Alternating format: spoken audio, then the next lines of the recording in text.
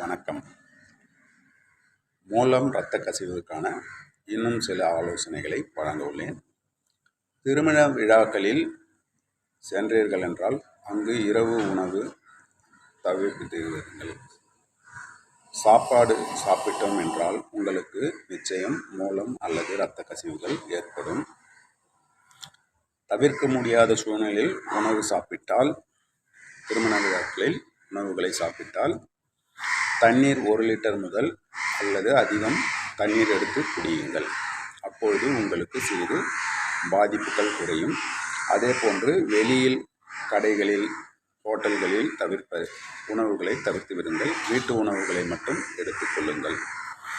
உணவு சாப்பிட்டவுடன் உங்களுக்கு ஒன்று இரத்த கசிவு ஏற்படும் அல்லது மூலம் ஏற்படும்.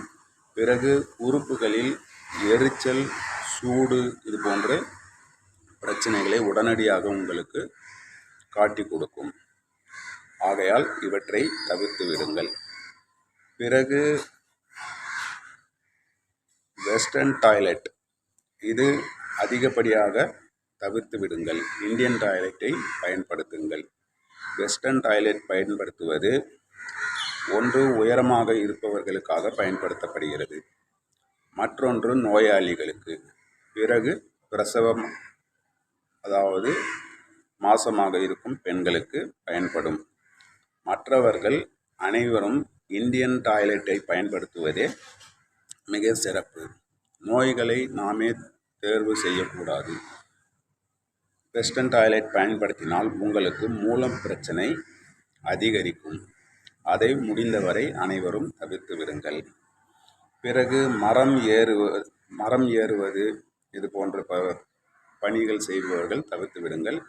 மரக்கிளைகளை வெட்டுவது, பிறகு சம்மட்டி அடிப்பது, அப்படி செய்யும்போது இரத்த கசிவுகள் அதிகம் ஏற்படும். மூலமும் அதிகமாக அதிகரிக்கும். பிறகு கட்டிட வேலை செய்பவர்கள், கல் மண் தூக்குபவர்கள், மூட்டை தூக்குபவர்கள், இப்படி இருப்பவர்களுக்கு மூல பிரச்சனை வந்தால் உடனடியாக அந்த வேலைகளை தவிர்த்துவிட்டு வேறு ஏதேனும் வேலைகளுக்கு செல்வது சிறப்பு. இவற்றையெல்லாம் கடைபிடித்து முடிந்தவரை மூல பிரச்சனைகளை இரத்த கசிவுகளையும் தவிர்த்து விடுங்கள். வணக்கம்.